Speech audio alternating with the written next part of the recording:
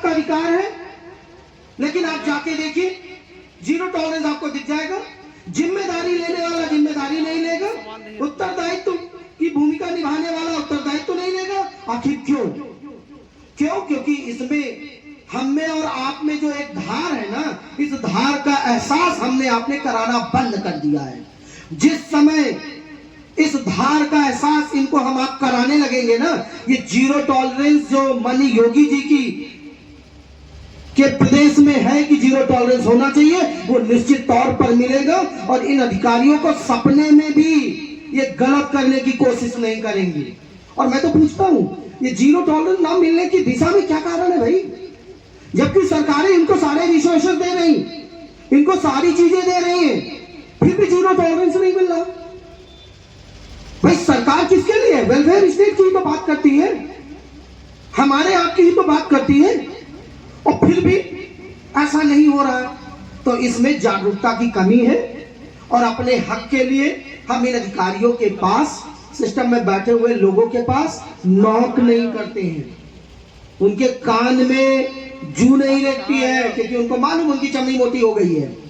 और मोटी इसलिए हुई है क्योंकि उनको प्रतिरोध नहीं झेलना पड़ता है। उनको मालूम है कि समाज में लोग जागरूक नहीं है और ना हमें जागरूक करना है, तो वो इसी का फायदा उठा रहे हैं। मैं तो यही कहना चाहूंगा, इस उत्तर प्रदेश प्रेस क्लब के आज के कार्यक्रम में सभी पत्रकार महोदय से करबद्ध निवेदन है कि छोटे से छोटे मुद्दों को निश्चित तौर पर इंगित करें, मानवाधिकार के मुद्दों को प्रमुखता दें, वरीयता दें, और उससे एक आपका भी समाज के साथ देखिए डायरेक्ट इन्वॉल्वमेंट है ना, वो इन्वॉल्वमेंट और प्रगाढ़ होगा। क्यों?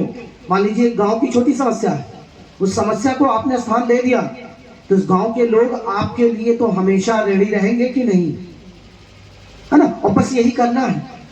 एक ये जो बॉन्डिंग है, ये बॉन्डिंग तेज करनी है। और बॉन्डिंग तेज कब होगी? बॉन्डिंग मजबूत कब होगी?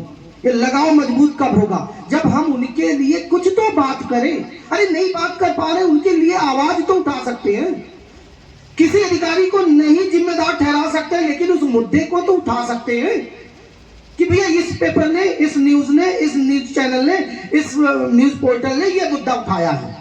और बात मानिए, ये मेरा पर्सनल व्यक्तिगत अनुभव है, मैं बता रहा हूं, बात अगर उठी है ना तो दूर तक जाएगी।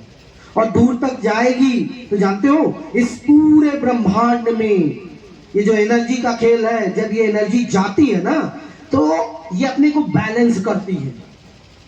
जैसे आप जब जूता अपना पहन रहे होते हैं, अगर मोजा अंदर सिकुड़ भी गया है तो अपने आप अगर नहीं सही करते हैं, 2 कदम चलने के बाद वो अपने आप अपने को एडजस्ट कर लेगा। वैसे ही इन समाचार पत्रों से, मीडिया के माध्यम से जो भी बातें प्रसारित होती हैं, वो निश्चित तौर पर अपने मुकाम पर पहुंचती हैं।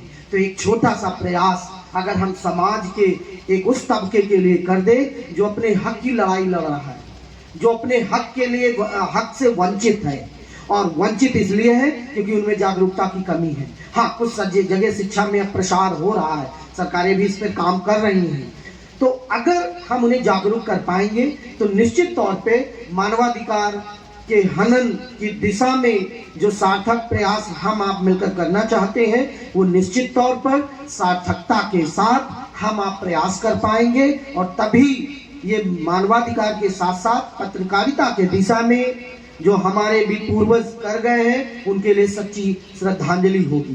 क्योंकि हम भारतवर्ष में रह रहे हैं, जो कि एक लोकतांत्रिक देश है, और इस लोकतांत्रिक देश में सभी को अपनी बातें कहने का अधिकार है, सभी को अपनी चीजों को इंगित करने का अधिकार है।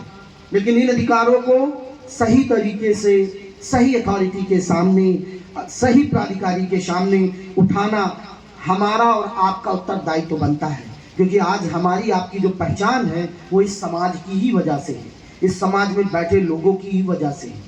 तो निश्चित तौर पर जो भगवान ने हमें आपको जो भी योग्यता दी है, उस योग्यता के आधार पे जहाँ भी है, जैसे भी है, जितना भी कर सकते हैं समाज के लिए, मानवाधिकार के लिए, मानवाधिकार हनन को रोकने के लिए प्रयासरत रहना चाहिए। और हम चाहेंगे पत्रकारिता निश्चित तौर पे अच्छा कर भी रही है, लेकिन अगर प्रमुखता देती है तो निश्चित तौर पर हमें भी ताकत मिलेगी और समाज का वो वंचित वर्ग जो कि मेन स्ट्रीम में नहीं है वो भी मेन स्ट्रीम में आएगा और मानवाधिकार हनन को अपनी बपौती समझने वाले लोग इस बात को भूलेंगे और समाज में एक समता आएगी।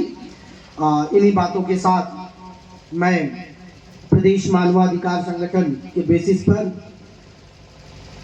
Press club of Uttar Pradesh के समस्त सम्मानित पदाधिकारियों, सम्मानित महानुभावों और माध्यम से इस कार्यक्रम को संचालित करने वाले सभी महानुभावों का, रोहित जी, उद्घोषक जी, आपका भी बहुत बहुत आभार, बहुत बहुत धन्यवाद कि आप इस जैसे मंच से हम मानवाधिकार की बात को कहने के लिए आपने एक मौका दिया। संगठन आपका बहुत बहुत आभार व्यक्त करता है। जय हिंद, जय भारत, जय मानवाधिकार। Thank you.